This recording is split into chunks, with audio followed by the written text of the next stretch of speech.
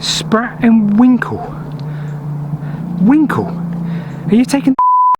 Just get on with it, Paul. Fine. I've got to do the whole runny thing. Yep.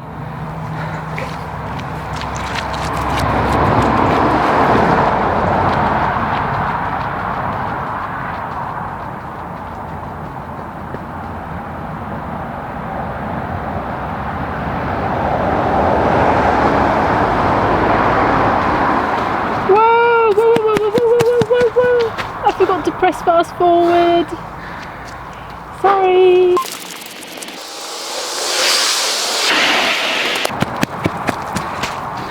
The 18...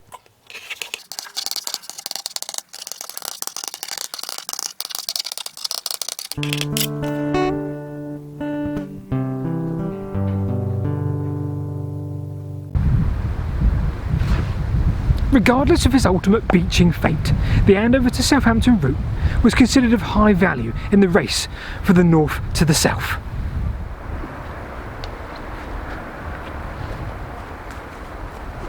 The line opened in 1865. Hey, get off!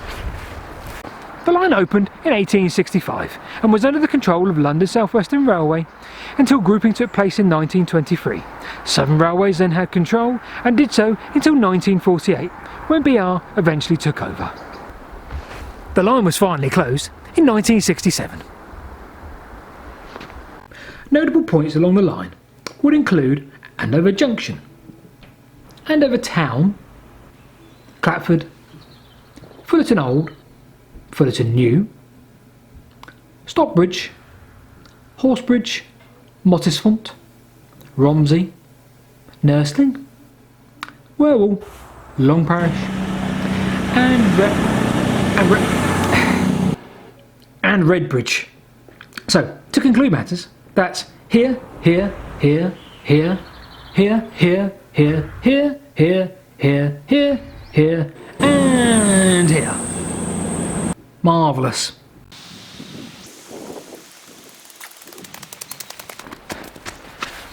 An integral part of the history of the more accurately named Andover and Redbridge Railway was that of the Andover Canal. Also running between Andover and Redbridge, but not called the Andover and Redbridge Canal, called the Andover Canal, until of course its demise when it was called the Andover and Redbridge Canal, or at least referred to as the Andover and Redbridge Canal. Anyway, the canal ran a 22-mile course from Andover to Redbridge, however was never a huge economic success, largely because of the lack of waterways envisaged further north of Andover, linking to the northern industries such as Manchester and Birmingham. Very little remains of the canal today for reasons we shall explore very shortly. The canal was built in 1794 at a cost of £48,000. About the same time my great-great-great-great-great-grandfather was having 11 children. Despite an abundance of traffic heading north, the canal rarely saw traffic heading south. And so the scene was set for the 1840s, when railway mania was in full swing. Those involved were Great Western Railway, London and South Western Railway, Manchester and Southampton Railway, the Andover Canal Company, and Basingstoke and Salisbury Railway Company. Manchester and Southampton Railway agreed to buy the canal for £30,000.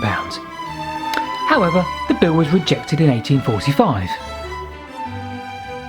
In steps London South Western Railway, who agreed to share the project. However, likely due to objection from Great Western Railway, in 1847 the bill was once again rejected.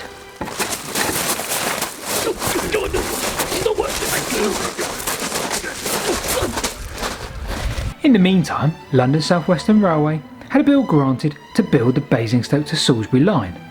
Thus there was potential to connect to Southampton. It didn't get that far initially.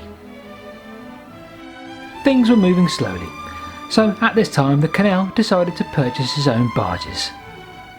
In the meantime, work on the Basingstoke to Salisbury line had pretty much come to a complete standstill.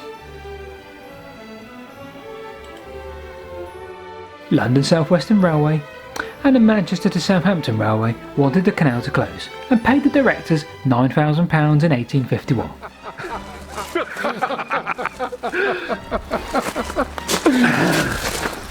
In the meantime, landowners around Basingstoke were fed up and decided to form the Basingstoke and Salisbury Railway Company. In 1854, eventually the line reached Andover.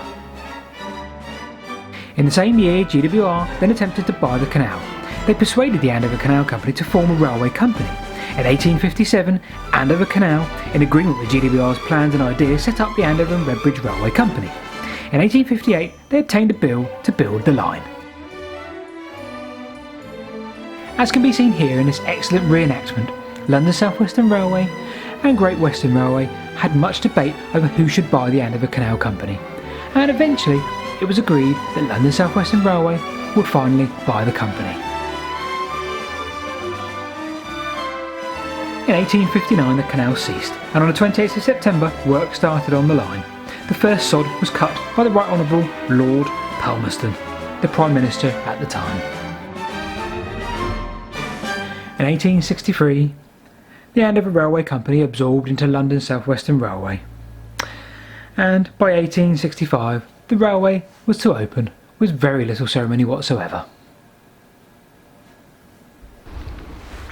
So, with all that in mind, the vast majority of the railway was built on top of the canal bed, which at the time was a great idea. Very little earthworks would be needed, no clearance of vegetation would be required. However, they took that a little bit literally. Every single curve you can imagine was factored in. The railway was extremely curvy. It would be another 20 years before these curves were modified and straightened out. In 1885, a new course was set. Here at Fullerton Junction, that's the actual platform, how exciting is that? It was deemed that a route north-north-east off of the main line north-north-west was necessary. The north-north-east new route would be a branch line up to Whitchurch. It would pass through Wherwell and Long Parish. The line would join the London South Western Region Railway at Hurstbourne. This section of the line would close in 1934, deemed of very little use, especially since its original intended purpose, part of the Didcot, Newbury and Southampton Railway, was no longer taking this route. After the turn of the century, traffic slowly decreased on the line. A spike in the First World War was just that, and when GWR gained control of the Midlands and South Western Junction Railway in 1923, there was little use for the line. With London South Western Railway still in control, GWR had room for two other routes, south to north. Subsequently, there was a dramatic decline in traffic on both the Midlands and South Western Junction Railway and the Andover to Redbridge line. The line did see another spike in World War II, however after this period there was a very steady decline. Its days were numbered.